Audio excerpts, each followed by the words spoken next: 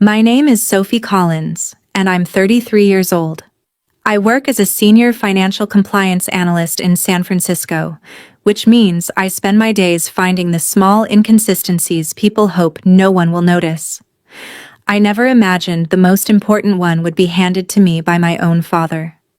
He walked into my apartment on a Monday evening, dropped a printed bill on my kitchen counter, and tapped the total with one finger.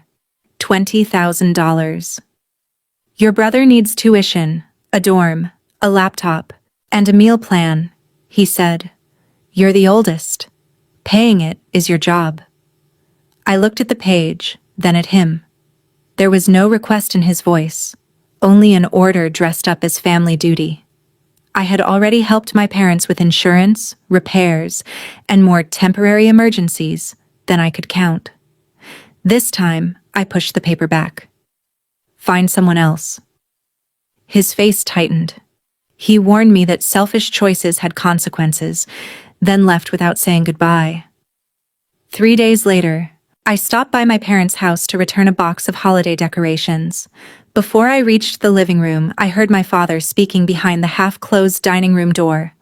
Relax, we'll corner her at Christmas dinner. My mother laughed. She won't say no in front of everyone. Then my younger brother said something that made every number on that bill feel like a trap, not an expense. I stepped away before they saw me. They believed Christmas would make me easier to control. What they did not know was that I had spent my entire career following money, documenting lies, and waiting until people committed to their version of the truth. On December 25th, they placed that bill in front of the whole family, and their plan collapsed before dessert. Before I show you how their Christmas trap fell apart, tell me, what time is it where you are? Where are you watching from? And what is the weather like there? Does it match your mood today? I'm curious to see how far my story will travel. My father's name was David, my mother's was Nina, and my younger brother was Tyler. In our family, David made declarations, Nina softened them into guilt, and Tyler waited for the result. I had spent years pretending that arrangement was merely old-fashioned. Standing in the hallway with their Christmas plan still echoing behind the door, I finally admitted what it was. A system. They assigned me the role of dependable daughter because dependable people were easier to invoice. I did not confront them that night. Anger wanted me to burst through the door and expose what I had heard, but my professional instincts were louder. People who expected an emotional reaction rarely prepared for an audit. I went home, placed the $20,000 bill under the lamp on my desk, and studied it as though it had arrived from a client. The school logo was slightly blurred. The tuition line used a different font from the housing line. The document listed a premium meal plan that the university's public website did not offer, and the laptop charge appeared as around $3,000 with no vendor, model, or tax. At the bottom, a sentence claimed payment was due before Christmas, even though the academic calendar showed the next payment deadline in January. None of those details proved fraud by themselves, but together they told me the document had been assembled to create urgency.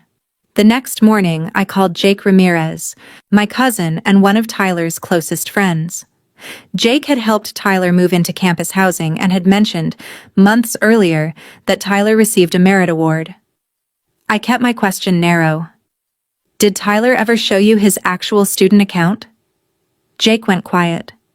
Why? Dad gave me a $20,000 bill and ordered me to pay it. He exhaled slowly. Sophie, Tyler told me the remaining balance was around $6,000. That number matched the public tuition estimate after the scholarship, Jake remembered. I asked whether he had proof.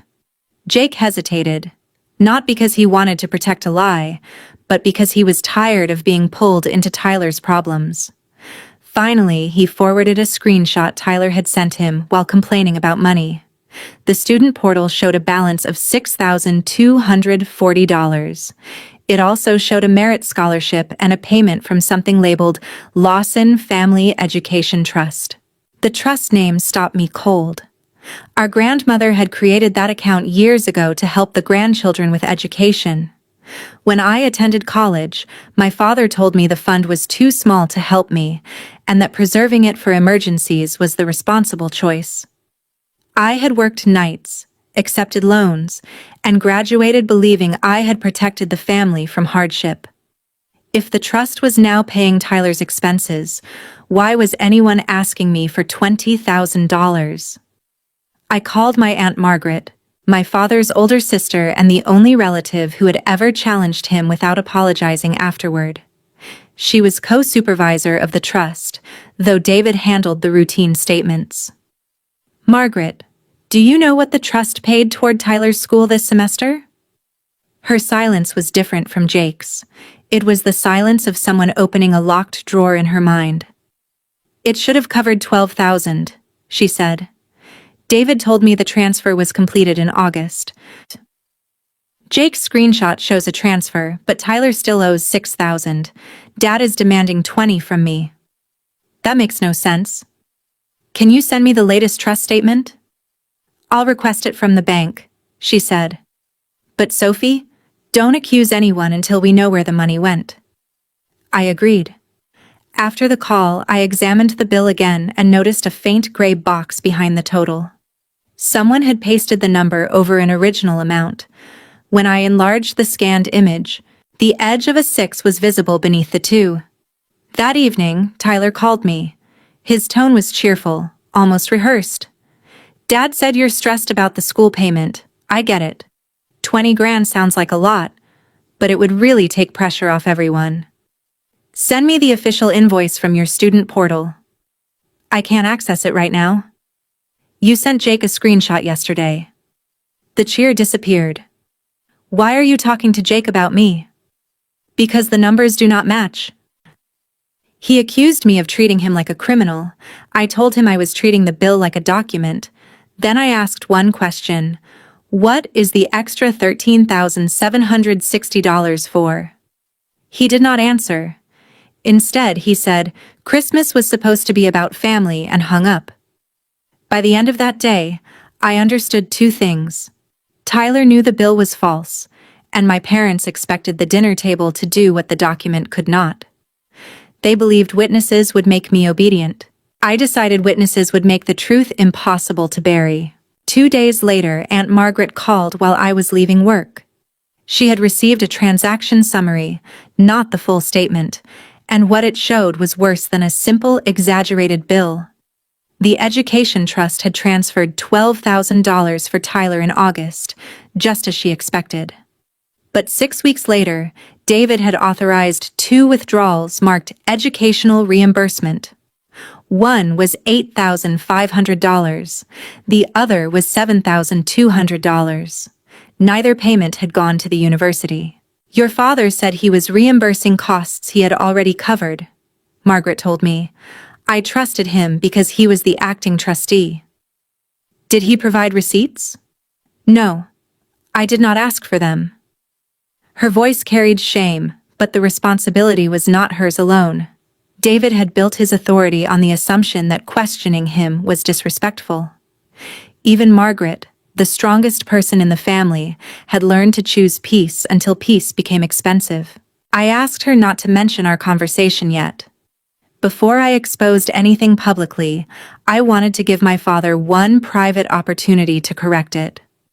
Not because he deserved protection, but because I needed to know whether he would choose honesty when no audience forced him. I went to my parents' house that Saturday afternoon. David was in the garage polishing the hood of a recently purchased SUV. He had told everyone the vehicle was necessary, because the old one was becoming unreliable. The temporary registration was still taped inside the windshield. We need to talk about Tyler's bill, I said. He kept polishing. I thought we settled that. You ordered me to pay it. That is not a settlement. He dropped the cloth onto the workbench. You always turn family matters into negotiations. And you always turn your decisions into my obligations. His jaw tightened. I placed a copy of Tyler's real account balance on the hood between us. He owes $6,240. The trust already paid $12,000. Where did the rest of the $20,000 demand come from? For a fraction of a second, his eyes moved toward the SUV. That glance answered more than his words. He said college costs changed constantly. He said Tyler needed a financial cushion. He said a good sister would care about reducing her brother's stress instead of interrogating him. When none of that worked, he reached for the oldest weapon in our family. After everything your mother and I sacrificed for you, this is how you repay us? The sentence pulled me backwards 17 years. I was 16, standing in the same garage, holding an envelope from a statewide academic competition. I had won $1,500. David congratulated me, then explained that Tyler needed new equipment for a summer sports program. He called it a temporary family loan. I handed over the check. No one ever mentioned repayment. A year later, when I needed application fees for college, I worked extra shifts at a grocery store while my parents told relatives I was independent by nature. That memory had once made me feel proud. Now it looked like the first entry in a ledger I had refused to total. "You did not raise me so I could become your emergency account," I said. David stepped closer. "Be careful, Sophie. Success has made you arrogant." No. Success made me capable of recognizing a false invoice. His expression changed. He had expected resistance, but not evidence. I lowered my voice and gave him the chance I had come to offer. "Tell me the truth now. Cancel the Christmas ambush. Explain where the trust money went, and I will let the family address this privately." He stared at me for several seconds, then smiled without warmth. "There is no ambush. You are imagining enemies because you cannot handle being asked to contribute." The garage door opened behind me. Tyler walked in carrying shopping bags from an electronics store. He stopped when he saw the real account balance on the SUV. "What is this?" he asked. "You tell me," I said. "Why does Dad need $20,000 when your balance is $6,000? Tyler looked at David before answering. That instinctive glance confirmed their alignment. "The rest is for next semester," he said. "The document says current tuition, dorm, laptop, and meal plan." Then Dad described it wrong. David immediately took the exit Tyler offered. "Exactly, it was an estimate. You are creating a scandal over wording." I pointed to the shopping bags. "Is the $3,000 laptop in there?" Tyler pulled them behind his leg. "That is none of your business." "It became my business when you put it on my bill." My mother appeared in the doorway and asked why I was ruining the weekend. She did not ask whether the bill was real. She asked why I would not let the matter go. That distinction ended my last doubt about her role. I picked up the papers. "You have until Christmas morning to tell the family yourselves." David laughed. "And if we do not?" "Then I will." He told me no one would believe that I had been mistreated after everything they had done for me. I walked past him without arguing. At the end of the driveway, Tyler called my name and warned me not to embarrass him in front of the family. I turned around. "You are not afraid of being embarrassed. You are afraid of being accurately described." For the first time, neither of them had an answer. The week before Christmas, my family's group chat became a campaign. My mother posted old photographs and wrote about how grateful she was that her children always supported one another. David shared an article about successful adults helping relatives with college. Tyler added a message about being terrified that financial problems would destroy his future. None of them mentioned my name, but every sentence pointed toward me. Relatives responded with hearts, prayers, and offers of encouragement. Then my Uncle Paul wrote, "Tyler is lucky to have a big sister who can help." My mother reacted with a heart before I had time to read it twice. That was their strategy in miniature. Announce my generosity before I agreed to it, then make refusal look like betrayal. I did not defend myself in the chat. Instead, I saved screenshots and sent one message. "I look forward to discussing the complete financial picture together on Christmas." The conversation stopped for 3 hours. Aunt Margaret obtained the full trust records 2 days later. We reviewed them at my apartment with Rachel Morgan, a friend from work who specialized in internal investigations. Rachel was not the kind of friend who told me I was right simply because I was hurt. She challenged assumptions, separated facts from emotion, and asked what each piece of evidence actually proved. The records showed that the trust had started the year with $39,600. $12,000 went legitimately to Tyler's university. The 2 later withdrawals, totaling $15,700, went into a joint account held by my parents. From there, $9,400 was paid to an auto dealership. Another $4,800 went toward a contractor renovating their kitchen. The remaining amount was transferred to Tyler. Tyler had used part of it to pay a deposit on an off-campus apartment he did not need because his dorm contract already covered the year. He had also purchased a high-end computer, not for required coursework, but for a gaming and content creation setup he had shown off online. The missing trust money explained the fake bill. David wanted me to replace what he had diverted before Margaret completed the annual accounting. If I paid $20,000, he could cover Tyler's real balance, refill most of the trust, and preserve the appearance that nothing improper had happened. My parents' new SUV and kitchen would remain untouched. Tyler would keep the apartment and equipment. I would absorb the cost and be praised for helping. Rachel arranged the documents by date. "You need to decide your goal," she said. "Do you want an apology, repayment, distance, or public exposure?"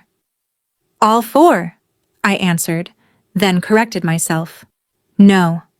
I want the truth documented. The consequences can follow from that." That distinction mattered. Revenge driven only by anger could be dismissed as cruelty. Accountability supported by evidence was harder to escape. Margaret wanted to confront David immediately, but I reminded her of his plan. He had chosen Christmas because he believed the family audience belonged to him. If we spoke too early, he would rewrite the story, claim a misunderstanding, and tell everyone I had attacked him over a private bookkeeping error. We agreed to let him present his demand first. I prepared 3 folders. The first contained Tyler's actual student balance, scholarship information, and the altered bill. The second contained the trust statements, bank transfers, and receipts connected to the SUV, renovation, and apartment. The third contained a letter ending every voluntary payment I made on my parents' behalf. For nearly 4 years, I had paid their supplemental insurance premiums and property tax installments whenever David claimed cash flow was tight. The total averaged $1,150 a month. I had never called it support because my parents preferred the word help, as though the payments appeared occasionally instead of arriving on schedule. I canceled the next transfers and printed confirmation. I also prepared a written boundary. I would not fund Tyler's tuition, replace money removed from the trust, co-sign loans, or respond to financial requests delivered through relatives. Any future contact with my parents would depend on repayment and a direct acknowledgement of what they had done. On Christmas Eve, Tyler called again. "You are really going to make Dad beg?" he asked. I asked for the truth. "He is under pressure." "So am I." "You can afford $20,000. That does not make it yours." His voice sharpened. "You care more about being right than about this family." I looked at the 3 folders on my table. "No, Tyler. I care enough about this family to stop financing its lies." He told me I would regret walking into Christmas dinner with that attitude. After we hung up, my mother texted that my father planned to make a special family announcement before dessert. She added, "Please do not create a scene." I replied, "I won't create one. I'll bring the records for the scene you already planned." Christmas morning arrived with no confession, no canceled dinner, and no apology. At 4 in the afternoon, I placed the folders in my bag and drove to the house where I had spent most of my life trying to earn a place I already should have had. This time, I was not going there to be accepted. I was going there to close the account. By the time I arrived, 11 relatives were already gathered in the living room. Coats covered the guest bed, music played from a speaker near the tree, and the dining table had been arranged as though presentation could guarantee harmony. David greeted me at the door with an embrace that lasted just long enough to look affectionate from across the room. "There she is," he announced, "our successful daughter." The word successful sounded less like praise than an estimate of available funds. Nina kissed my cheek and whispered, "Please remember that today is about family." Tyler avoided my eyes. He was wearing a new watch and talking loudly about his plans for the coming semester.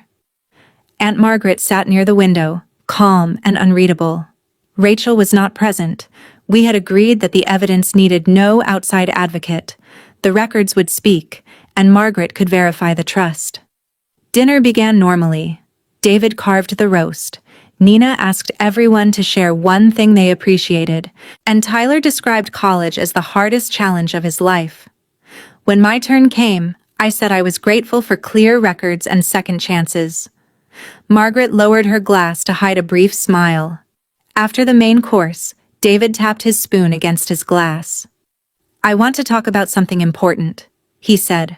"Tyler has worked incredibly hard, but education is expensive. As parents, Nina and I have done everything we can. Now it is time for the next generation to carry family responsibility." He reached beneath his chair and placed the altered bill on the table in front of me. "Sophie has been blessed with a strong career," he continued. "We are asking her to pay $20,000 for her brother's tuition, dorm, laptop, and meal plan." No one spoke immediately. The silence was exactly what he wanted. Every face turned toward me, and the demand transformed into a performance of generosity I was expected to complete. Uncle Paul nodded. "That is a lot, but family helps family." My mother leaned toward me. "You do not have to decide this second, sweetheart. Just tell everyone you will take care of it, and we can work out details later." There it was, the corner they had planned. I placed my napkin beside my plate. "Before I answer, I would like Tyler to confirm the amount." Tyler shifted in his chair. "It is roughly $20,000. "Roughly?" "College costs change." "What is the exact balance on your student account?" David interrupted. "This is not an interrogation. It is a request for $20,000. Exact numbers are reasonable." Tyler looked around the table, searching for sympathy. "About $6,000 right now, but there are future costs." I removed the first folder from my bag and slid a copy of his account statement toward the center of the table. "The balance is $6,240. Your merit scholarship has already been applied. Your dorm and meal plan are already included. You also received $12,000 from the Lawson Family Education Trust." Uncle Paul picked up the page. My mother's hand froze around her glass. David recovered quickly. "The $20,000 includes next semester and emergencies." I placed the altered bill beside the authentic statement. "Then why does this document describe the amount as current tuition, dorm, laptop, and meal plan?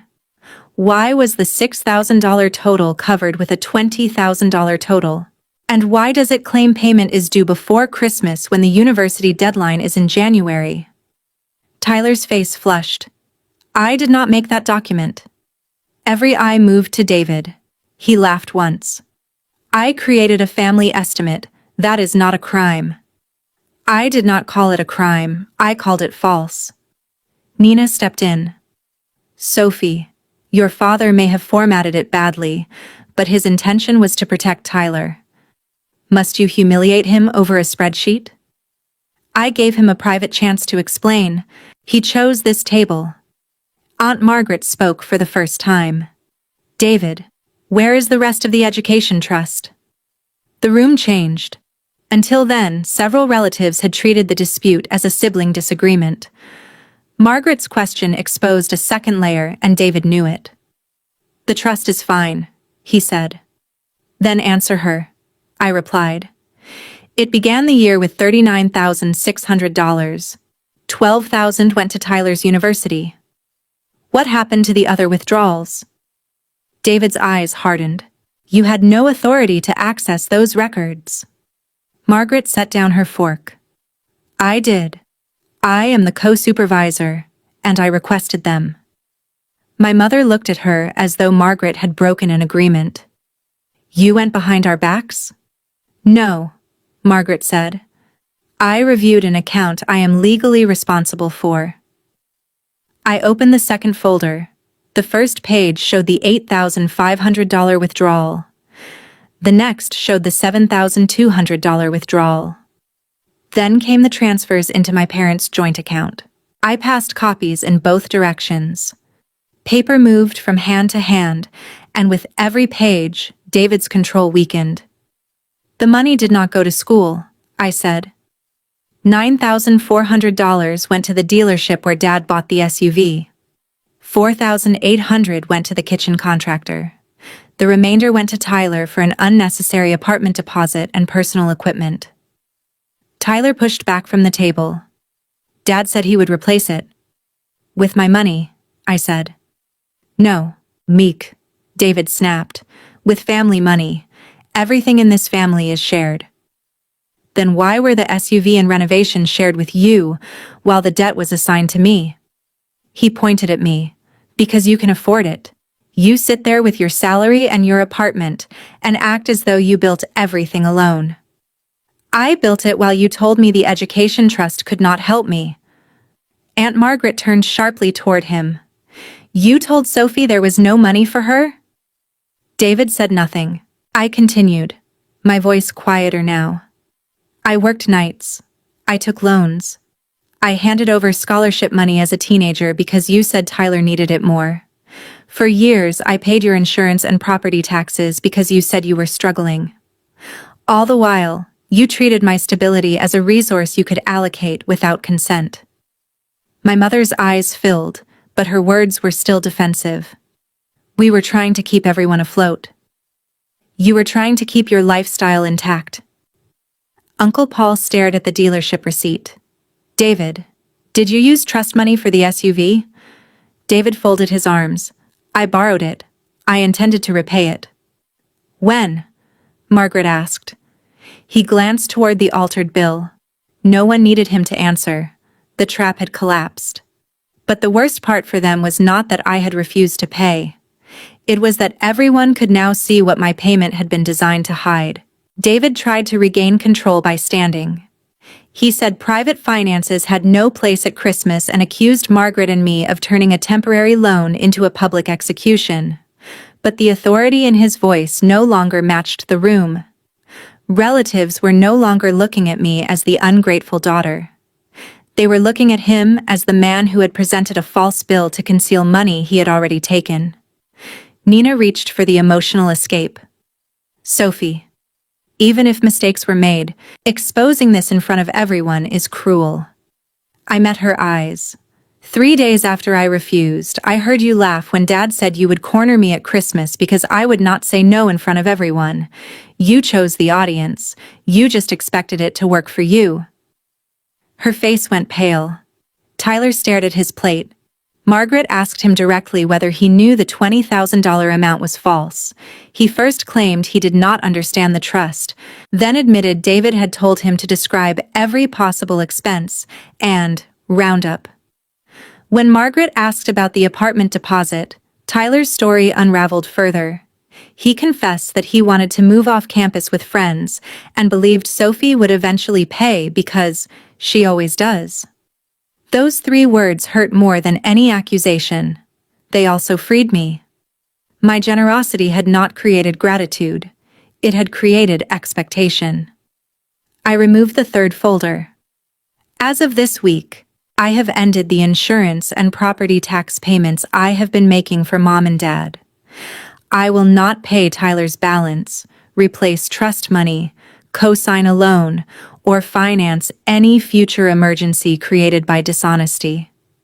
Any contact about money must be in writing. David's anger finally broke through. You cannot punish your mother because you are angry with me. I am not punishing either of you. I am stopping payments that were always voluntary. We will lose coverage, Nina said. You have income, a new SUV, and a renovated kitchen. You will need to choose what you can afford, just as I have had to do. Margaret then announced that David was suspended from managing the education trust effective immediately. She would send the records to the family attorney, require a full accounting, and demand repayment of every non-educational withdrawal. Until that happened, she would approve only direct payments to accredited schools. No money would pass through David or Tyler. Tyler asked whether the trust would still cover his remaining balance. Margaret answered, "The trust already supported you. The money removed for your apartment and equipment will be counted as part of your benefit. The rest is your responsibility." His expression collapsed.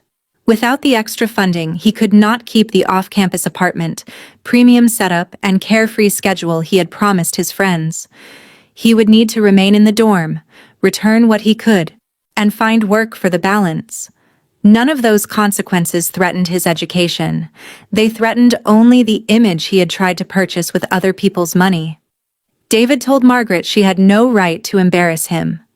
Uncle Paul reminded him that he had just tried to embarrass me into paying a fabricated obligation. Another relative asked whether David had ever used trust funds before. The question moved around the table, and his reputation, the thing he had protected more carefully than the account, began to fracture. My mother started crying.